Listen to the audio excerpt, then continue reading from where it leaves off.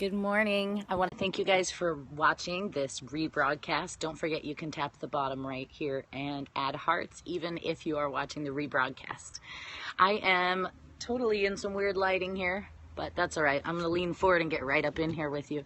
My name is Amanda Noddings and I am a mom of two, Olivia, who is almost 5, and Elijah, who is almost 2. Good morning, you guys. Hey.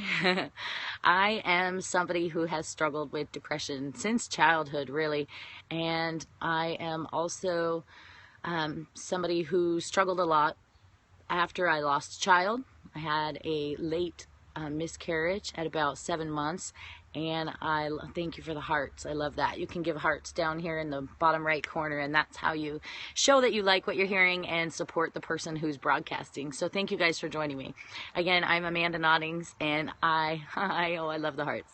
And I am just here to give you one tool a day. This week I'm going to do a 5-part series. Hi from Argentina. Awesome. And hola. Right? Does that even make sense?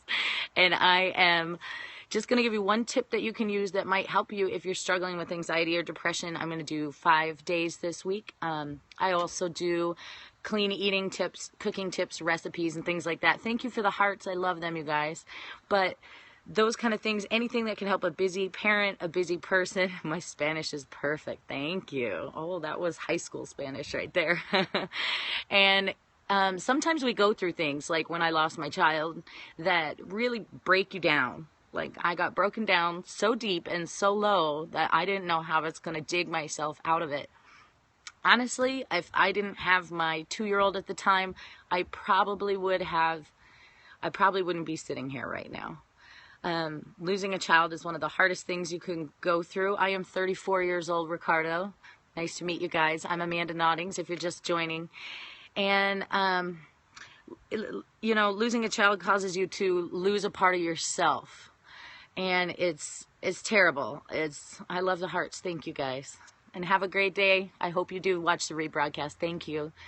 So let's get right to the meat of this. 5 tips, 5 days this week. I'm going to tell you one thing that has helped me dig myself out of that spot where, you know, you just feel like everything's coming at you. Oh, that's a beautiful look, huh? I'm about to do my workout, so I haven't done my hair yet. But where everything's coming at you from every angle and you feel like you're getting beaten from every side and you can't grab onto something that's going to help you. These tools, oh, thank you, Craig. He says very pretty. Aww. And thank you guys for all the hearts. I love that. If you tap the bottom left, that's how you know that you're giving good content. That's how you're ranked in Periscope. So those hearts mean a lot. I appreciate it. Oh, and there's more yellow ones. Pretty. So let's get to the first tip. And this might sound totally silly, but I'm telling you, this will work. This is legit.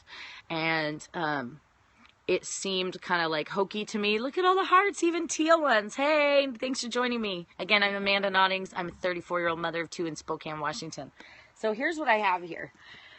This is a journal. Why am I fat? Well, I don't think I'm fat, but thank you. This is a journal, and this is a journal, right? This one was given to me by my coach, and when you open it up, it's just a place for your private thoughts, and I'm going to tell you why this helps. This is one that I got for a coach of mine.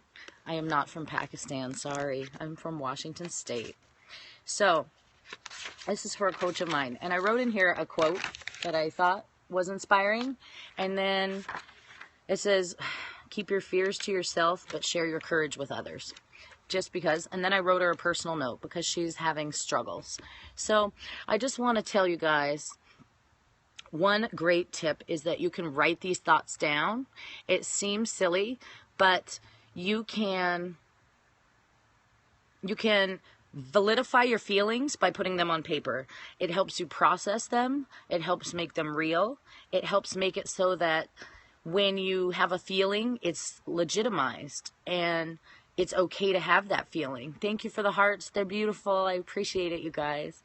So that's the first tip, is to get a journal, get a book. I mean, this isn't expensive.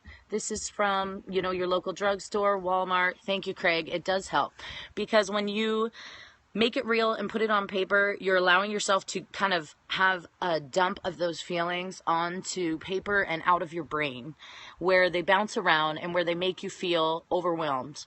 And so you can process them better. And I love writing too. And it really helps your brain process through those feelings. Another thing that it's good for is for looking back later. When you want to look back at what you've done in the past or where you felt a year ago and you have a bad day, you can look back at what you wrote before and see how your feelings have changed and how, thank you for the hearts, you guys. I love that. You can see how you progressed, or maybe write down even how you dealt with it last time. And you don't have to, that's a good point. It is hard to identify emotions, and you don't have to actually identify them. You just have to get them out. And it might not be pretty. It might be verbal diarrhea, you know. It might be just this happened today and this is how it made me feel, but it will still help you. So I really think that if you're struggling with anxiety or depression, you can write these things down. You can look back later and see if you have triggers or people. Sometimes it's people. Did you know that? I mean, you discovered how you feel by writing. Exactly. Ah, you're welcome. You should totally try it, you guys. I know that one time I looked back at some writing I had done, and I saw that every time I went around a certain person, I ended up feeling like I would say, oh, I went to coffee with so-and-so. And then that evening I would write that I just felt overwhelmed, or that I just felt down in the dumps or whatever, and I couldn't put a name on it.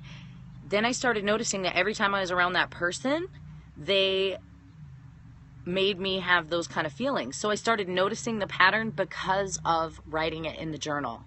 So yeah, I know. And some people are toxic. She says, I know if you watch a replay, you can't always see the comments, although you can watch the replays on catch.me.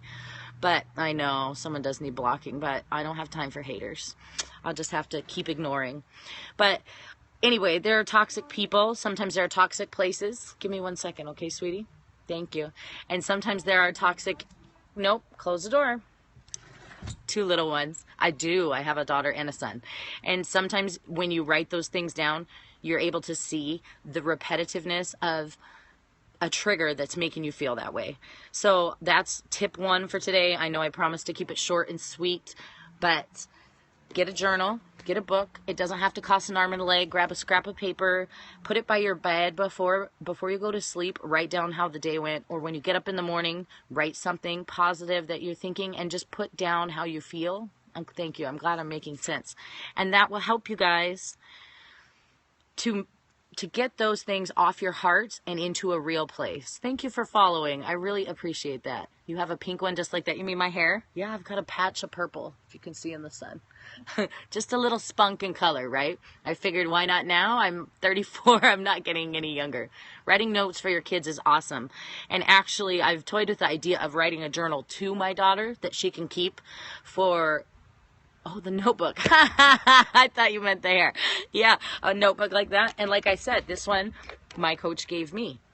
And it's just something that I can put my thoughts in, my feelings, my hearts, quotes, my hearts. I love your hearts. Thank you, guys. See you, Craig. Thanks for joining. So thank you for joining me today. I hope this was useful. I hope that you can implement this, at least try it, and see if it's something that you can use to help you in your life to make you feel better, make you have an actionable step you can take. I really love the hearts. Thank you guys so much. And even if you're watching the replay, you can still give hearts, which is awesome. And maybe it will encourage someone else to take a look at this video and find a tool that will help them. I can't look at my face. I have to look at you guys. When I look at this, I think, oh my gosh. But I'm going to go do some P90X now and get myself motivated. I will check you out and follow you as soon as this broadcast is over.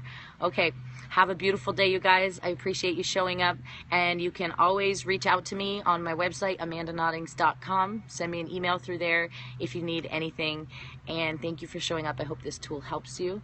Every day this week, I'm going to give you one more tip or tool that you can use to help with anxiety or depression that I have used that helped me get through the loss of my child. So this comes from experience. I'm not a psychologist. I'm nobody special. I'm just a busy mom of two. I work full-time in the hospital, in the hospice unit, which can lead to a lot of sadness sometimes, but it's also very rewarding. And so I have to, in order to function good as a mother and as a person, I have to have a good grip on my emotions, and journaling has definitely helped. Have a great day, you guys. I hope to hear more from all of you and see you on future broadcasts. I'll be doing some recipes at lunchtime today, so maybe I'll see you later. Thanks for joining me. Bye-bye.